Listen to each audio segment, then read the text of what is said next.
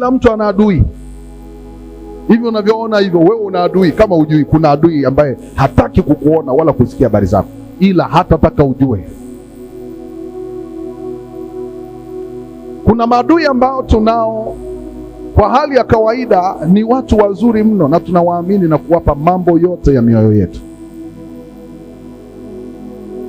Unajua kwa nini? Ni kwa sababu hawataki hila yao ijulikane, kwa sababu wana mpango wa kuleta uharibifu kwa namna ambavyo hutajua, au kwa saa ambayo hukutegemea.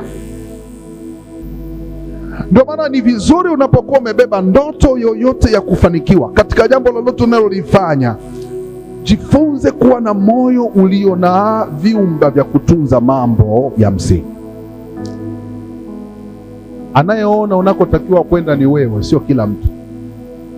Na hata kama ingetokea kwamba ukaruhusiwa kuwaambia watu wengine, watakapojua hawatataka kujua unakokwenda, kwa sababu ya wivu wa hatua za mafanikio yako ambayo wao hawawezi kufikia. Wakijua unakokwenda, watafarakana na wewe, ila kwa namna ambavyo hawatataka ujua.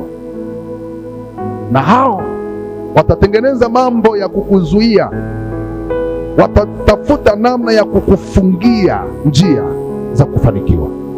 Watahakikisha wanakuchelewesha kule ambako Mungu amekusudia ufike, kwa namna unavyojua au kwa namna usivyojua.